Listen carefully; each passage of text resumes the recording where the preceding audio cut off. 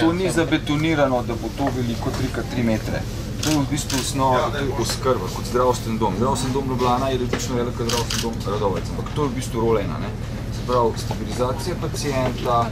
To so pa še operacije po vse, ne? Rol 2 so pa operacije. Rol 2 je pa recimo nivo tega, kar recimo dela ta vojaška bolnica, medtem ko bolnica Jesenice je 3, rol 3, klinični center je pa 4. Se pravi, tukaj gre postopno gre in tudi v bistvu tako se tudi oprema popolnjuje. Se pravi, osnovna ideja, če v bistvu zdaj kar v slovenščino, osnovna ideja o tem, da probamo v tej vaji sprobati, ali je možnost 6 ali pa 5 nacij združiti, pa da delajo v bistvu vsi eno in isto, je možno. Možno iz 2 razlogov, ker vsi govorimo približno balkanski jezik, poleg tega znamo angleški relativno dober. Tretja stvar pa je, da poznamo osnovne principe kirurškega oživljanja. Se pravi, če si predstavljate tele paciente, recimo vsi so rdeči, smo v rdeči zoni. To ni rdeča zona v Parizu, ampak je rdeča cona, kar pomeni oživljaj, reši. Če boš preveč razmišljal, ti bo človek umrl. Tu ni nekih filozofiranja, kaj pa če bi bilo tako, kaj pa če to ni. Ali veš ali ne veš. Pri rumenih, se pravi tisti, ki imajo kost gleda ven, pa ne krvavi, ni ogrožen, lahko počaka. On ne bo umrl zaradi tega, ker kost gleda ven iz noge. Zeleni so pa tisti, ki jih pa boli pa prst na roko.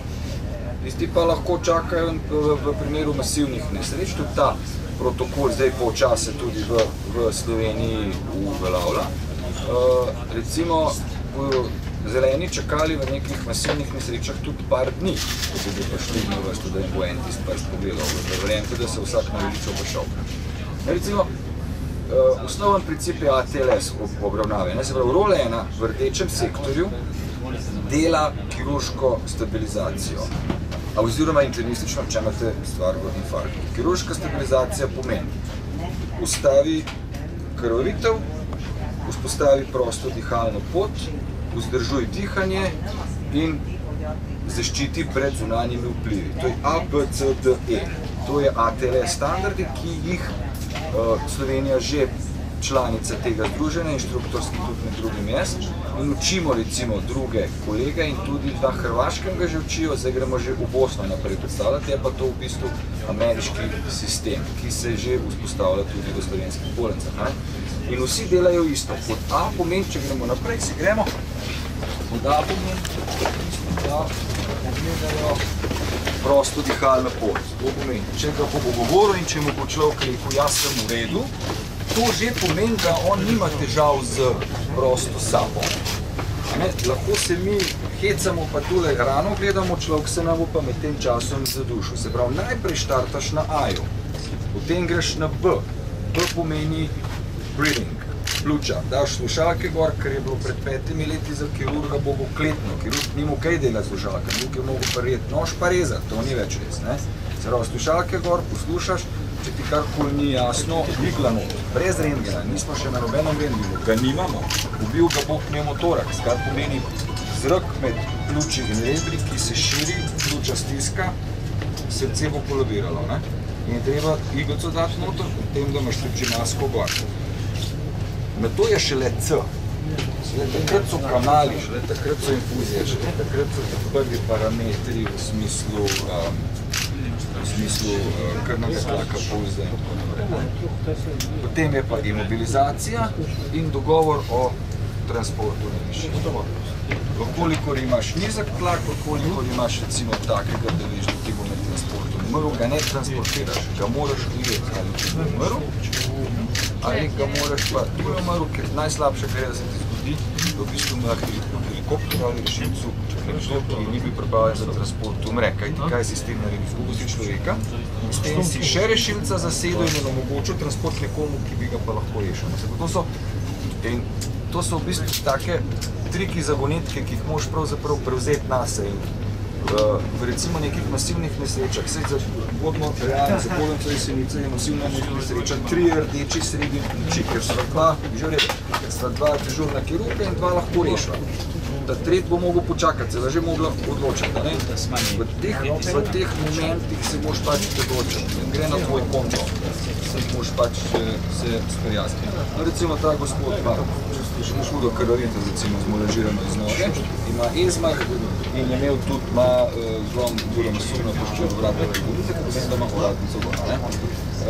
Zdaj se bo pa zdravnik, v bistvu glede na parametre, glede na vse, kar ima pokazal, se bo odločil za transport, se bo izmeril s kakšnim transportom, ali mora imeti helikopterskega, ali mora imeti po cesti in hkrati se pravi koordinator za transport, ki je tu, se bo povezal z recimo IOS-em, to je operativen center, in bo on skontaktiral bolnice, v kateri bolnici bodo tega vzeli.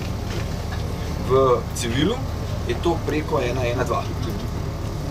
Tukaj imaš pa IOC, kaj že event.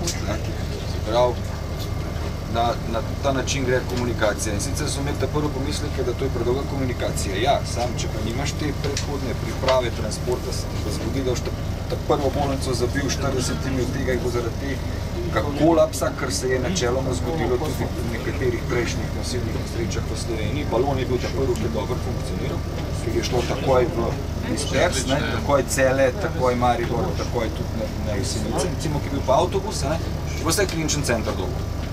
Smo takrat z ušesi zastregali, je to prav, nimam nič proti temu, ampak ni prav zaradi tima, ki je tam delal in tudi ljudi, ki so prišli.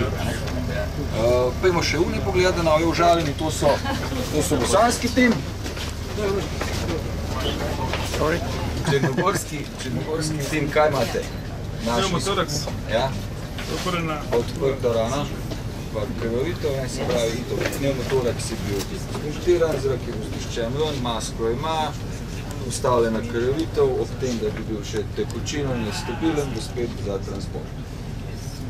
In ko se to mesto, se pravi, to je recimo reanimacijsko mesto, rečemo, uživanje 1, uživanje 2, če se vmes pojavi iz tistih rumenih še en rdeč, oziroma je pripeljan še en rdeč, počakaj, oziroma hitro ga predaj, če je rumen naprej, prevzemi rdečega. Preživetje ljudi v masivnih nesrečah je odvisno od števila teh mest in prostih ekip. Nekoga, ki je življenjsko ogrožen zaradi poškodbe, ne more rešiti en človek. Lahko ga rešita pa 2 z ustrezno opremo, pa morate imeti prosto. To je ta triaža, ki dela predvsem v vojski, in naprimer zdravnik odloči, ti bo živel in ti boš umrl. Ja, dejansko v teh primerih se moraš odločiti. Tebi pa recimo, bi zdaj pripeljali nekoga, ki že vidiš, da ima hudo poškodovano glavo, nezavesen, komaj da recimo, da še vidiš, medicinice reagira, imaš še puls,